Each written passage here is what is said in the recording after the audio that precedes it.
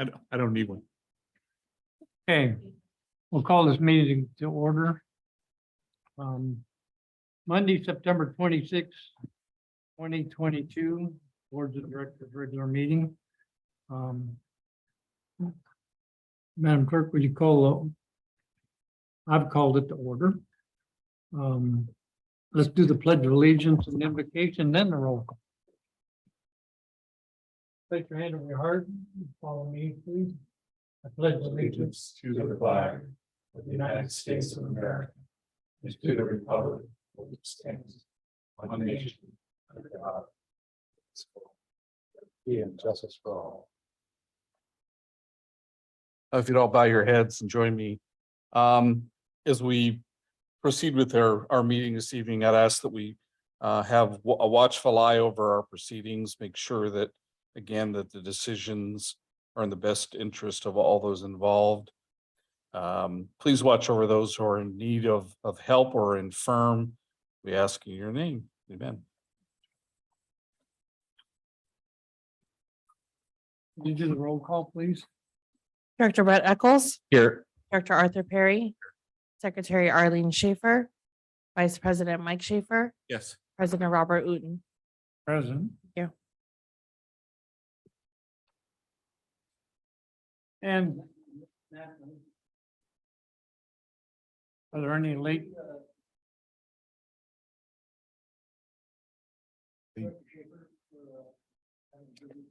Yes. Correct. Alan, do we need to do that officially or?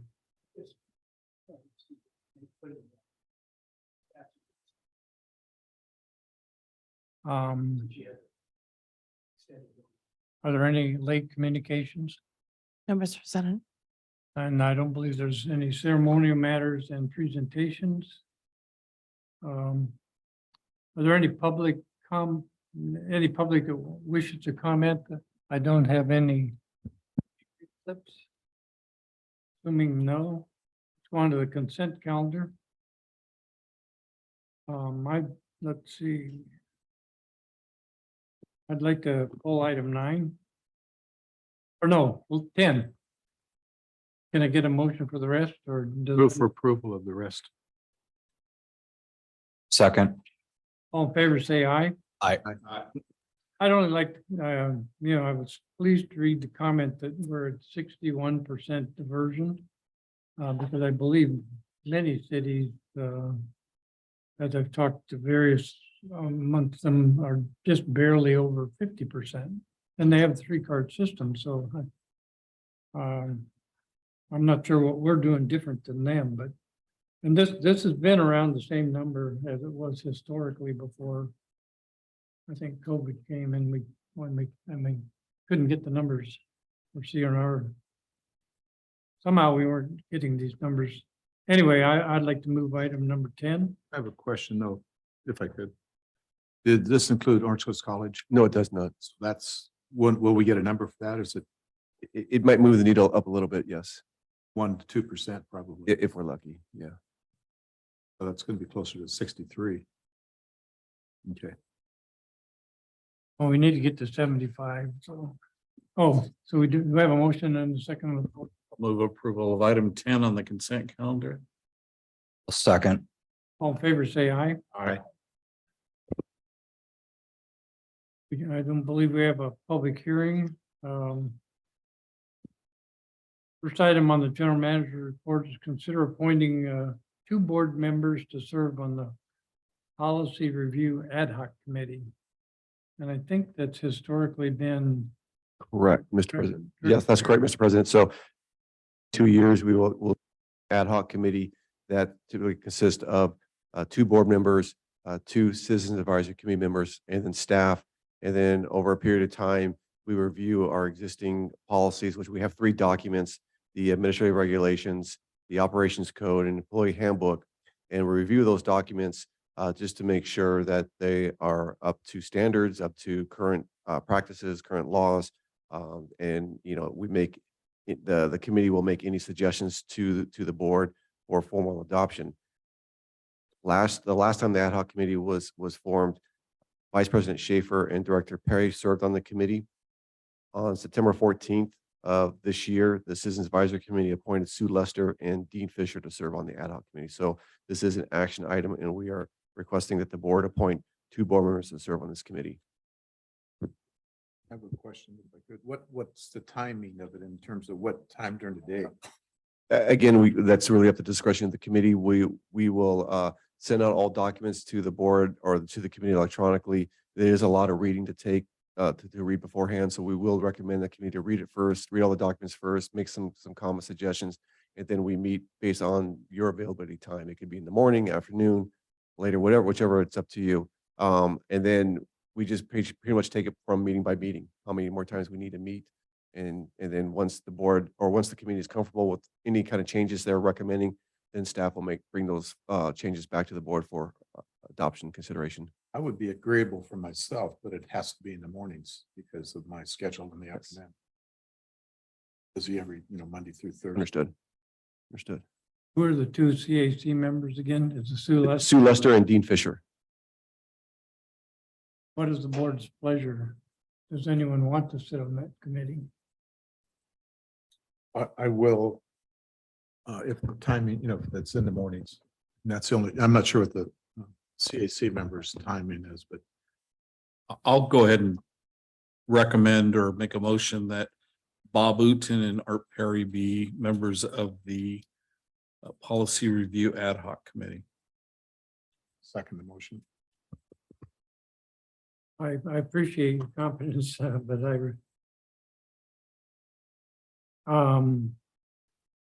I will defer to Director Schaefer if she's willing and interested. She certainly has in the past had much more interest than me.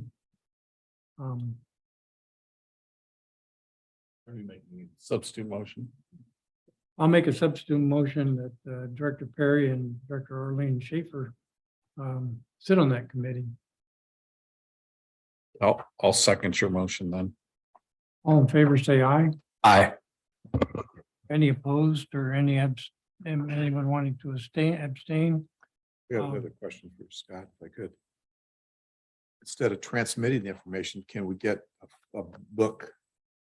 Sure, if that's your preference, we can do that. It just, we recommend electronically for sustainability reasons. We try to avoid the print, it is gonna be a lot of paper, But but if you want it, it's fine. But I always print what you send me, Sure, even our board member stuff. So requested, we will print I you. request. it. Yes, we will print you documents. Not a problem. Next item is receive and file lessons learned from the city of Newport Beach 1338 Yes, rollout. And I believe Mike Carey is going to do this presentation. that is correct, Mr. President. So as you know, Newport Beach has rolled out their 3-card system earlier this year, and it was a huge behavioral change for that city, because prior to having a 3-card system, basically their system was they can put out as many bags as they want, as many different trash carts as they want. I mean, it was like the old school way of picking up trash.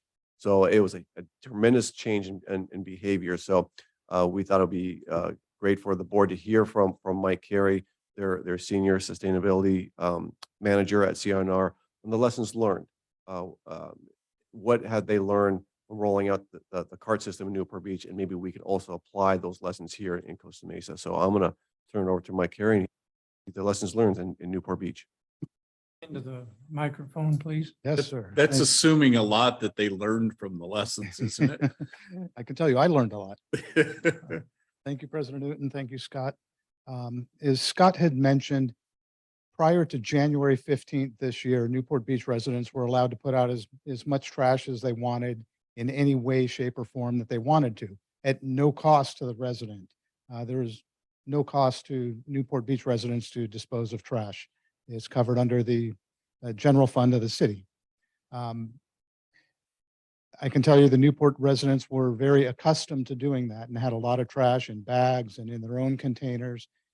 And moving into the automated system, we had to do a huge, literally this has been in the last 9 months. We've done a big public outreach campaign informing them of the new legislation, the new rules in which we are going to be collecting the trash in an automated system. It's still a learning process. The residents can no longer have bags outside of their containers or excess cardboard outside. We're being a little lenient in this engagement phase with the residents. There is a charge moving forward for non-containerized trash. And there is a charge for extra trash bins. During our audits, we're finding even currently, we had an audit last week. There's one resident that has 16 trash carts. 16 trash carts, 4 recycling carts and 2 organics carts. And they're paying the additional costs, and they would like to maintain that level of service. That's a single family home. The costs that we're charging for the city's allowing us to charge for extra containers is $6.09 per month for an additional trash container. We have found that some residents have figured out that the charge for non-containerized trash is $2 and change per month. So they've kind of figured out, rather than renting an extra trash cart or paying for an extra trash cart a couple times a month, they can put out more waste and pay less than paying for an extra cart. A lot of residents have sacrificed those carts. We have had residents that have had 8 carts and now 8 trash carts, and they've turned in 7 of those so that they remain with the 1 trash. They're allowed to have up to 96 gallons of trash, 2 96-gallon recycling containers, and up to 2 96-gallon organics containers in any size configuration that they would like, meeting up to those 96 gallons per week of each commodity. The most frequent concern that we've had from the residents of rolling these out is space constraints. They're really concerned, particularly the residents on the peninsula and the beachfront homes, the short-term rentals that are down on the peninsula that don't have any yards. One of the successes that we've enjoyed is that we have a team of 2 sustainability coordinators that are the outreach coordinators for Newport Beach and talk to the residents and try to problem solve the issues that they have. One of the successes that we're enjoying is explaining to them that the percentage of their waste that is actually recyclable, they're learning that. They're learning that they have probably more recycling than they have trash. So those are success stories. We're not getting as many complaints for recycling containers being put at their homes as we are of organics containers. Yeah, that's a benefit that I think Costa Mesa Sanitary District will be enjoying, is that you've had an organics program since 2015. So the residents are accustomed to it and learning what they can and cannot put in there. Again, the residents are surprised how much of their waste is actually recyclable. We're getting residents that have contacted us a couple times, first saying that they really need their 3 trash containers, they really want them, and then we go back and they ask us to remove one of their trash containers. Then they're doing more recycling and they ask us to come back and pick up the second extra trash container. So it's pushing the needle in the right direction. Again, the vast majority of the complaints is for organics, for residents saying that they don't have a yard, that they don't have any food waste, that they eat out every single night, so they don't have any food waste and they don't want the organics container. The other concerns are odor and bugs in the organics carts, similar to what, some of the complaints that we get here. We respond that they're currently throwing away their organic waste or their food waste in their trash container. So all it's really doing is taking your waste and putting it into a different container. You're not creating a new problem. You're just putting it into a new container. We have learned we have been distributing the kitchen pails similar to what you guys have. We were contracted to provide every single resident a food waste pail by going door to door and knocking. The program's called Knock and Talk. And by contract, we have to visit every single home in Newport during business hours and attempt delivery of a pail up to 3 times. So that a lot of times the residents are not home, so we have to go back a second time. We can only drop the pail with the literature after the 3rd attempt to try and engage the resident. Um, the purpose of that is to create outreach and education about the organics program. The big surprise to me is how many people, well, first off, how many people want to refuse the organics cart, but they request the organics pail. The pail is supposed to be emptied into the organics cart. So we're trying to figure out why they want the pail and not the cart.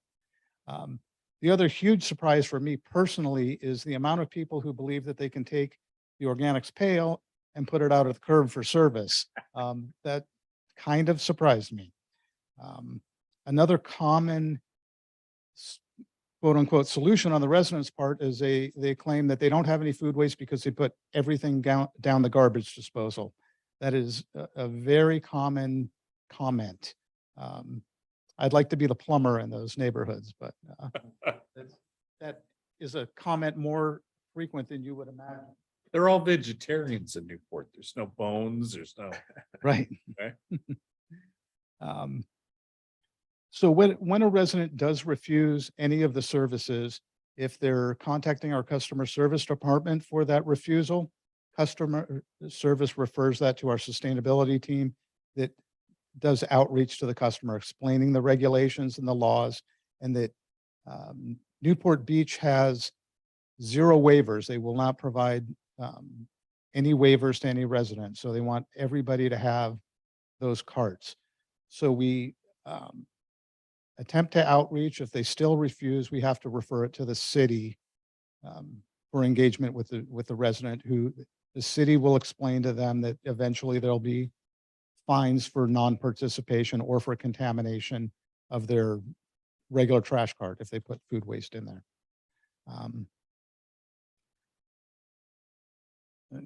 And in some instances, it wouldn't be reflective of the Costa Mesa program because you only have, you don't have that many multifamilies that are over 5 units, but in some locations in Newport Beach, we are providing communal collection of organics. In a homeowners association, we can place a cart that would service, if it's 10 homes, we would probably put 2 organics carts in there. We kind of work with the residents and the city to get approval to do a communal collection in the HOAs. And that pretty much concludes my report. I'm happy to answer any questions. Does the directors have any questions? I do. These people that have 16 carts. How big is the house? That one in particular is a large house in Newport Coast. Are they always full? I don't have that. We have not yet done the cart audits That, in that's that where I was location, going. right? Okay. That's Um, amazing. I know. I can tell you last Friday, they were all full. I have photos of that. They were full. So it's purely speculation on my part, but it's either There's a an business. entertainer's home, somebody who's entertaining or is having a business. I can answer it. I know the home. Really?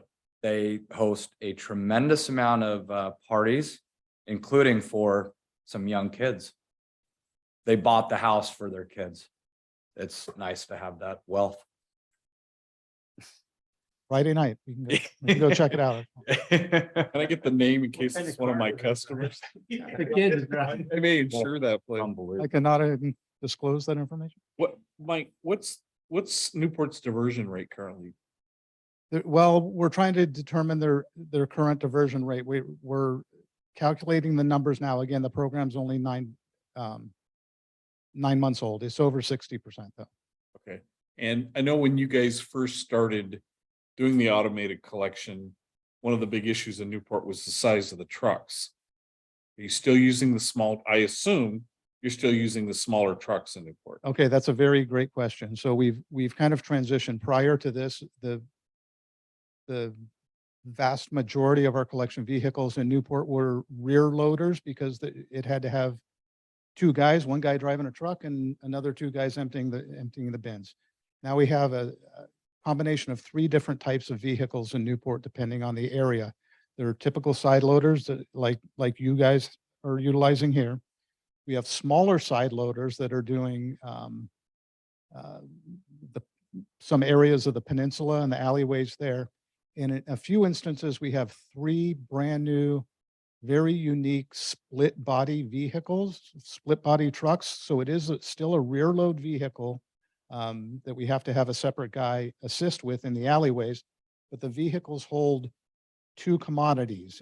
And that's to avoid three trucks going to the peninsula on during the summer. It's July day. Right, in July, yeah, and to service the short-term rentals. So those vehicles collect at the same time organics and recycling, but the rear of the truck is split into two sections.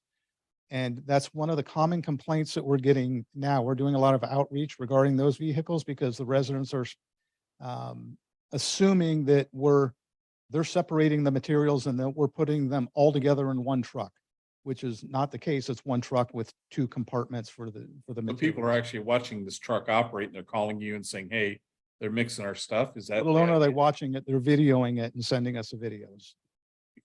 Yeah. That's all. Yeah, Director. Couple just, how's Balboa Island doing? Cause that to me seems like a big challenge. It is a big challenge. It's very narrow. There's three different haulers that are servicing that because it's Oh. a combination of commercial and residential. Particularly on the weekends, that is a challenge with three trucks. We're limited in what time we can get in there and get out of there. Those split body trucks are Mhm. being utilized.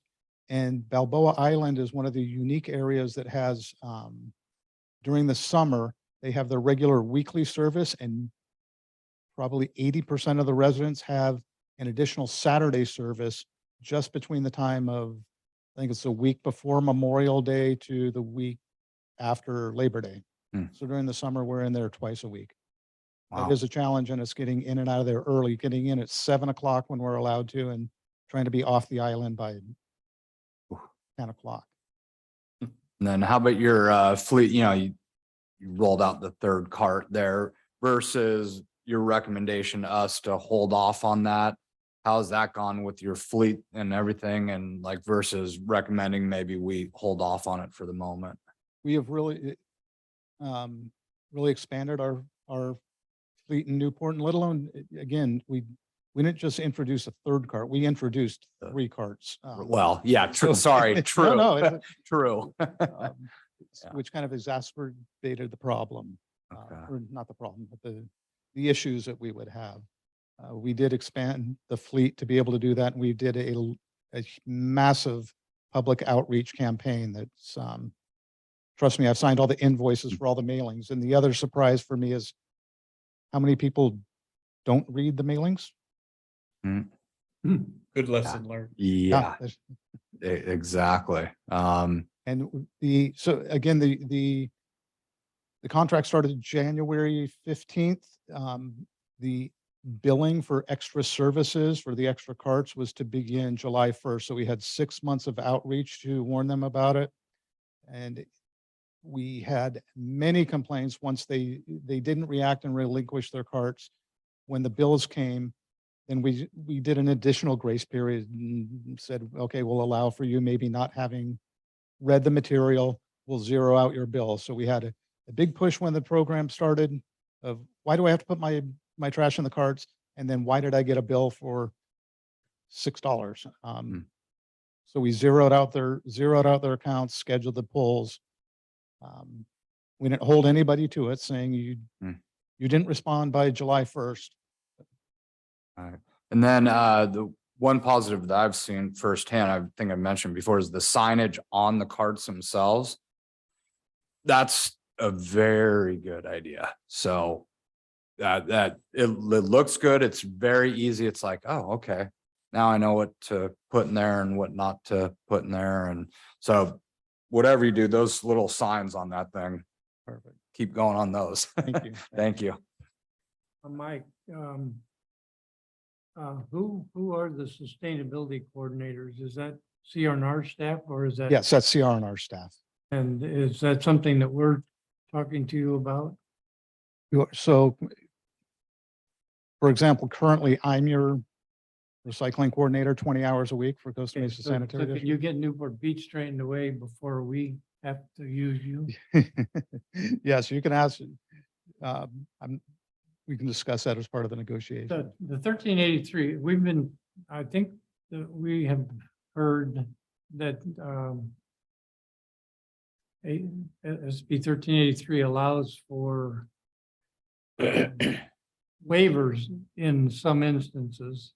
So it's apparently by jurisdiction, because you said Newport Beach allows no waivers. So it Right. can be more, it can be by jurisdiction, it can be more stringent than 1383, I guess. Correct, particularly in the commercial sector. Those are applying to a lot of them are to the commercial sector, like, like Alan's office. It would be a good example of somebody that might not need an organics cart, right? If it's a, two-person office that doesn't have any food service or generate any food. You mentioned that the residents don't read the literature. They say they don't read the literature. Pardon? They say that they don't read the literature. That's what the claim is, that they didn't receive it or they didn't read it. So, what form of communications did you use or Newport Beach use? Was it town halls or literature or sustainability coordinators or? A combination of all three, and outreach at different city events, at the compost event, the shredding events that they've had, e-waste events, concerts in the park. Art? My only concern is Newport Beach is charging $609 per extra cart, Extra And trash cart. extra trash cart, but we're charging a lot more. At $25 a month, is that correct? We're a quarter, aren't we? Yeah, that's Is that per quarter. quarter or per month? At $25 for an extra cart. I think it used to be 12. It used to be, No, it's it's not $25. I think it's like it was $18 a quarter. Yeah. I had an extra. and then we get 80% of That's those $6, revenues. yeah. Pardon me? We get 80% of those revenues. Is that going to be in the new contract also? Yeah, so that's about the same, right? $18. Okay, okay. I thought it was per month, and I was just extending it out. That would cost a lot of money, so it's $18 a quarter. Okay, that's more reasonable. I should clarify too, that if they wanted extra recycling carts and above and beyond the 296 gallons that they're eligible for, those are available at a cheaper rate too. Those are $3.41 a month for an extra recycling cart, or $4.11 for an extra organics cart. That for Newport Beach, not for us though. Correct. Just to clarify, I don't think it's quarterly, it's bi-monthly, right? Every 2 months is when you bill, right? Every 2 months. What's it? See on our bills every 2 months, right? Uh, Every 2 months, you send a bill to the residents? Quarterly. You Three do months. quarterly. Okay, I thought it was bi-monthly. Okay. Mike,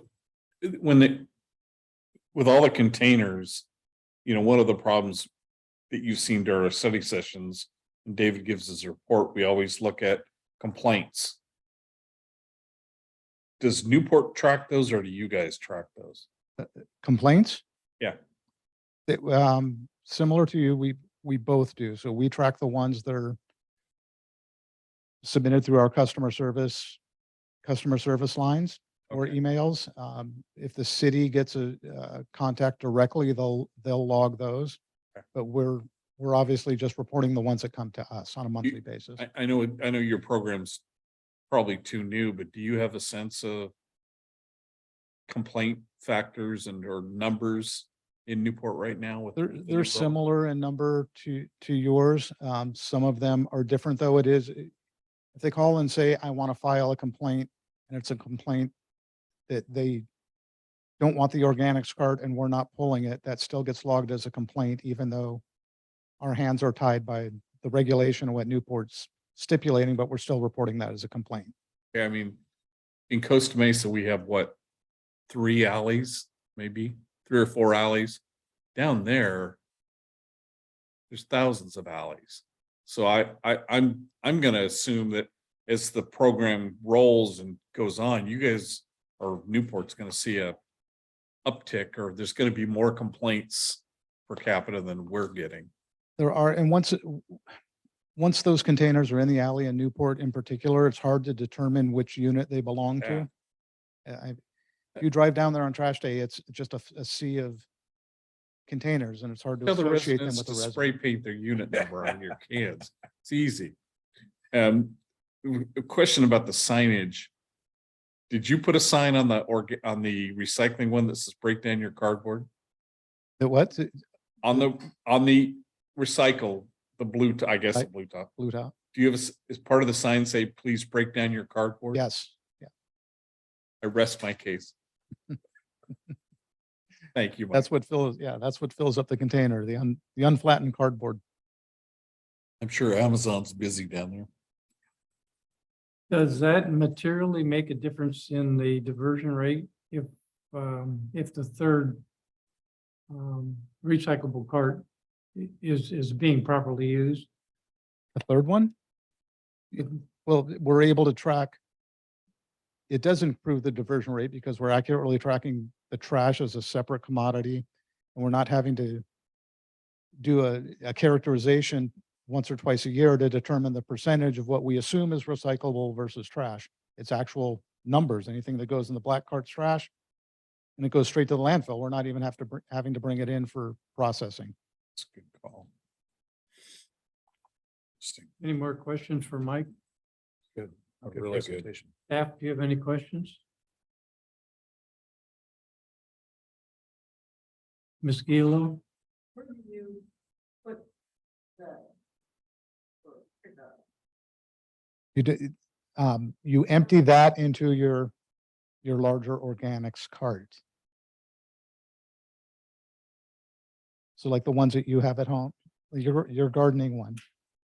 Yep, you empty that into your gardening. one. Did the city make you go back 3 times? Is that where I didn't Yep, catch that? for the knock and talk. So right now that I should clear, I'm making this longer than need be and everybody wants to go home. But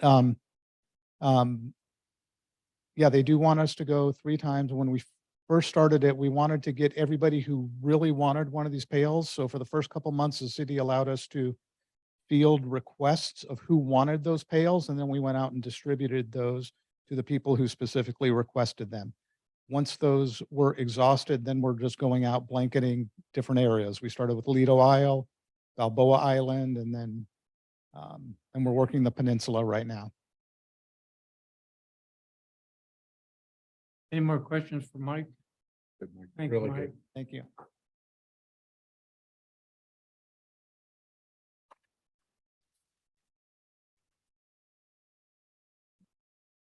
I think the next item on the agenda is engineers reports. Have you heard anything There's no engineer's report tonight. about him climbing Kilimanjaro or anything? Our engineer hasn't been eaten by a lion or anything, as far as you know. Not that we know. We haven't heard a thing. Treasurer's report, Nothing this evening. attorney's reports. Consider adopting resolution number 2022-971, authorizing remote meetings. I'll move for approval. Second. All in favor, say aye. Aye. Any opposed or any abstentions? Go on. Just to give you a little preview, because I don't want you to hear from somebody else. There's been a major Brown Act bill that's passed. And thank you, Gina, for your great report. It's AB 3449. It's gonna be what the Brown Act will look like in a year and 3 months. And maybe if you remember the teleconferencing rules, like when our president would go back to Iowa, we had to post the who's from.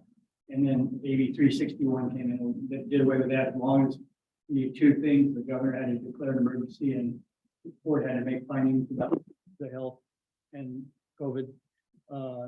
That's all gonna sunset in a year and 3 months.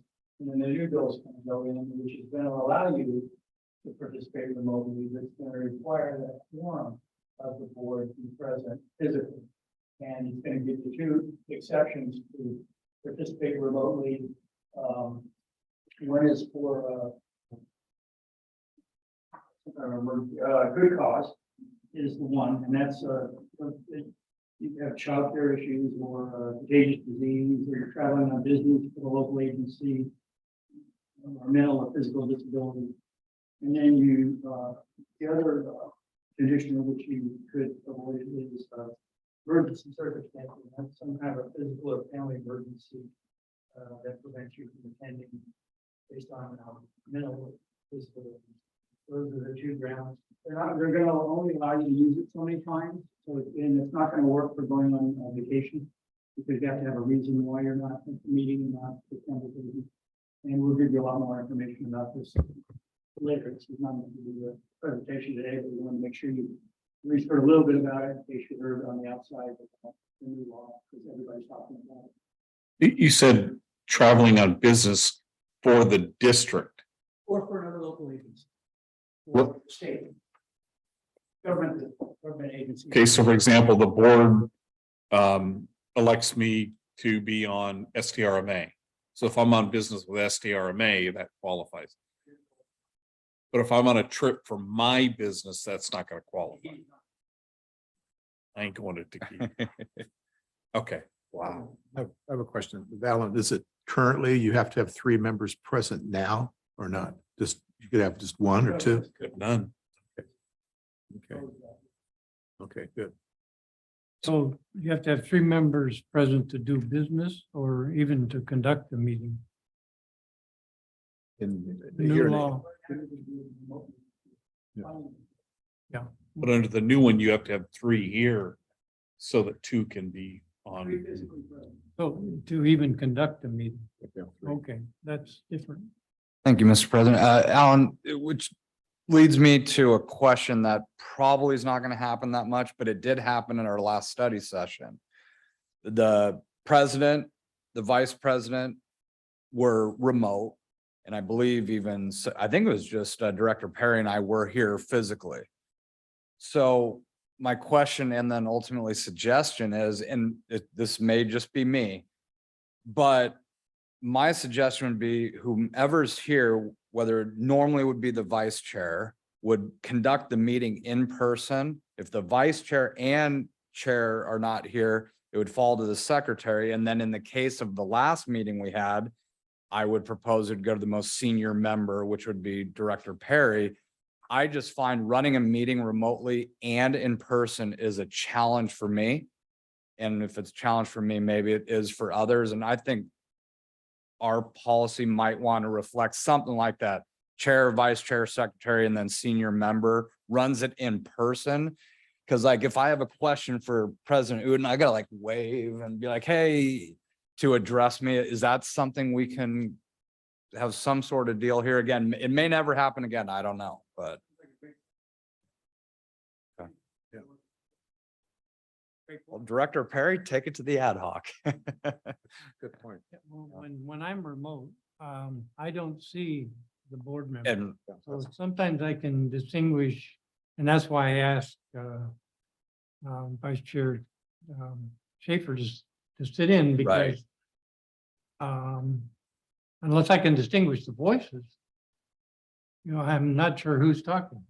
and then also someone might be here and present that you may not be able to acknowledge, and Yes. maybe a member of the public's like, hey, I want to speak. So I feel it's nice to have someone running the meeting in person, whomever that may be, so. All right, thank you. Question. Do we have any other, does then Alan, or is that all? Okay. Okay, we'll go on to local meetings. I actually did not attend the Operations Committee meeting or the board meeting. I did attend the meeting where we could conduct remote meetings, which lasted for about 14 seconds. And you did attend, Yeah, I attended that same meeting. okay. Did you attend the? That was like a month or 2 months ago. Oh. when You were gone. I put that in my report. Okay. Any, is ARPA meeting next month? No, we had the meeting yesterday or Thursday of last week. And I have it written up, but a couple highlights. The Westminster Garden Grove project, there is money available now. And it's like $1.8 million to get the project started. Infrastructure and Jobs Act is going to be funding some other projects that was passed by the government. The spillway is under designed right now, so they're going to have a new design. It's under designed by 60%. And we'll have a unique design. They didn't say what the unique design is going to be, but it's going to be different than what it looks like right now. Some of the mainstream and Westminster project status, the Alcoa Dike is to be completed in the fall of 2023. The Road River Dike completed fall of 2023. So things are coming to an end. Norco Bank stabilization completed in 2024. And the Prado Dam spillway modifications, when they do it, it's going to be done by, it'll begin in October 2014. So it's coming to a close. They just have to purchase only 16 properties behind Prado Dam right now to make it happen. They all have to be purchased or taken over by them, for them to work on the dam spillway. And then there's some bylaw changes that are being recommended by the county for the organization, and that's going to be sent out to all the voting members. And they're going to have a meeting on November 17th. That's one I was referring that you're going to have to take for them, because they need 13 votes to make it pass. If you can do that on November 17th. And then it's in the rest of it's in my minutes I'm going to present. SARFA SARFA wants the Prado Dam and all the.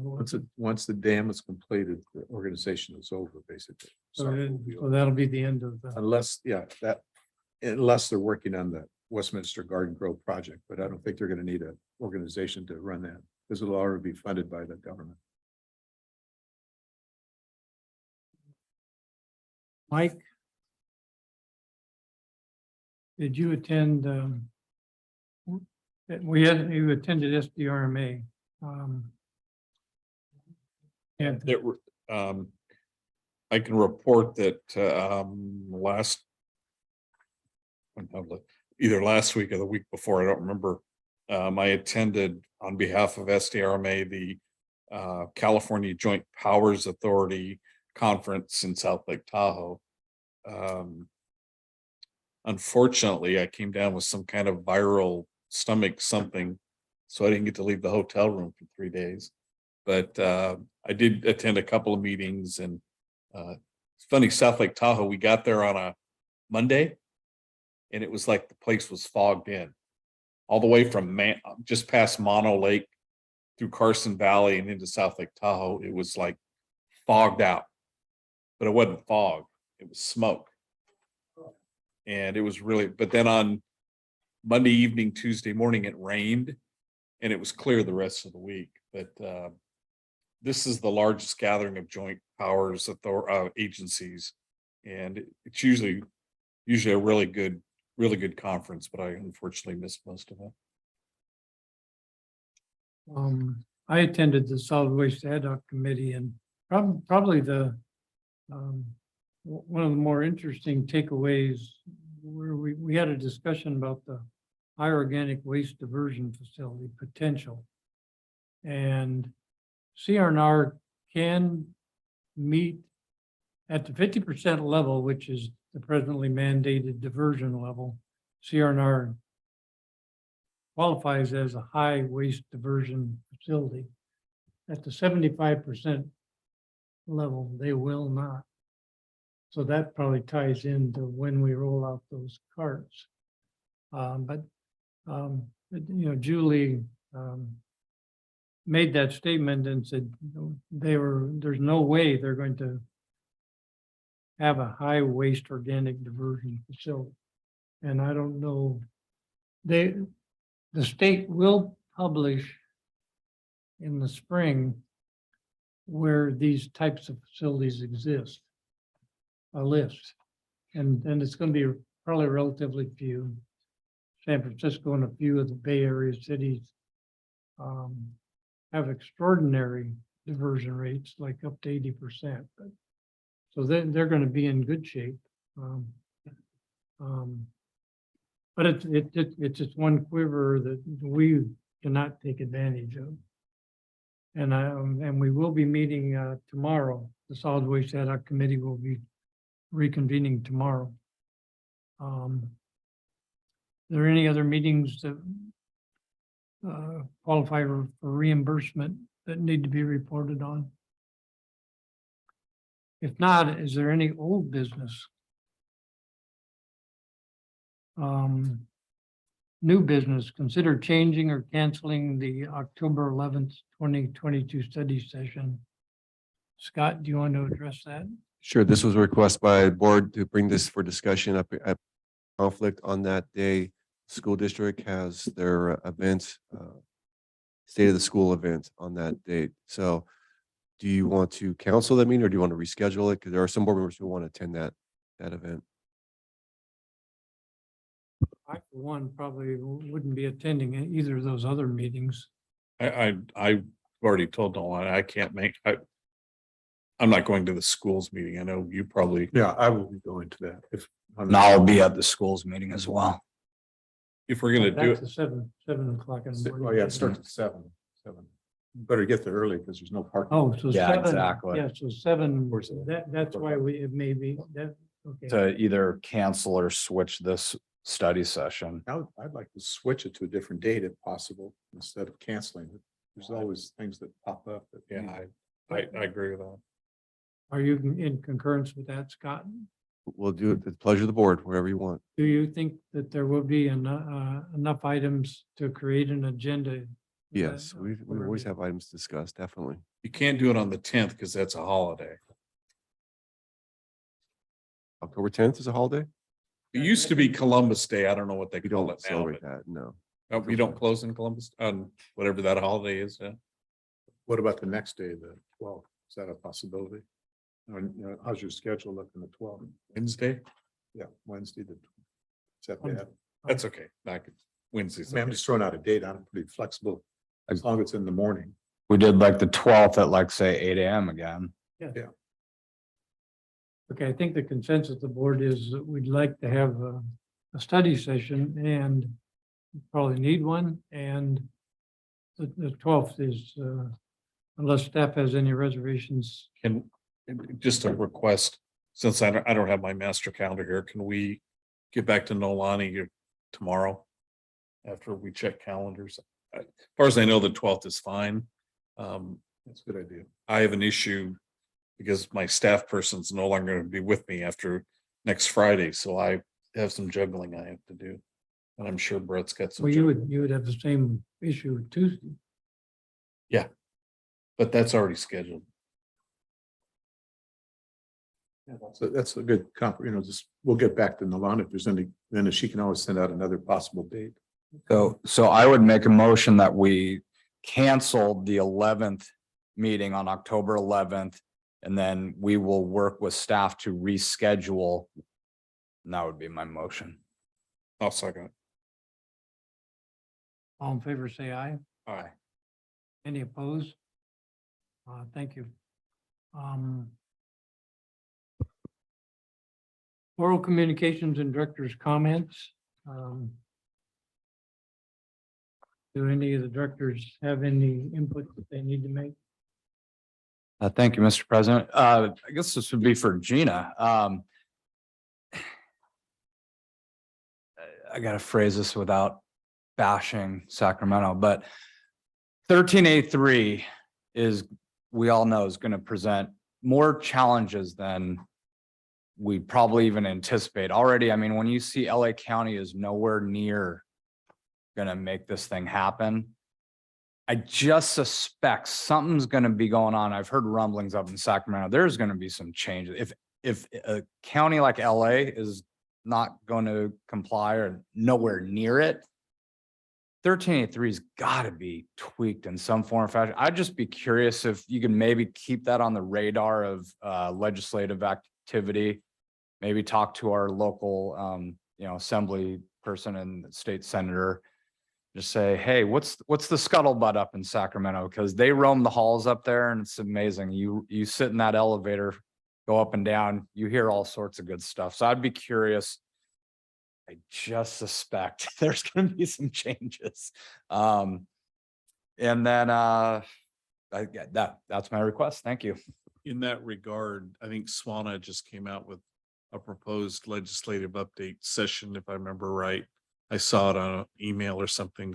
SWANA, obviously, you know that SWANA is going to be a good source for that. I didn't quite understand what you said. SWANA, Solid Waste Association of North Yeah. America, right? I know it. There some stuff. I saw an email. I apologize. I don't remember the whole content of the email, but there was something about some efforts to look at or to help with 1383. So Okay, just a so suggestion. tied into what you're, Postponed a little bit. well, Maybe, um, but I Good. doubt it. the interesting thing is it's not the State Water Resource Control Board that, will using the hammer. It's the Air Resources Board. And they're not baseball. You know, I don't know legislatively how that'll shake out, but. Okay, I just want to make a comment. I watched the organics tonnage report. It was on the consent calendar. And consistently through the drought, we have up to 20-some% reduced, or maybe mid 15 or 14. We've seen significant reductions. COVID actually spiked our tonnage. And I think staff is looking into why we're continuing to see reductions in the organic tonnage. And my suspicion is it's just people are slowly converting their yards to have less organic material. And so Nabila is looking into that for us. Got it right. Well, almost. So, I guess that concludes our meeting. We don't have a closed session, so unless there's further information or questions or discussion, this meeting is adjourned.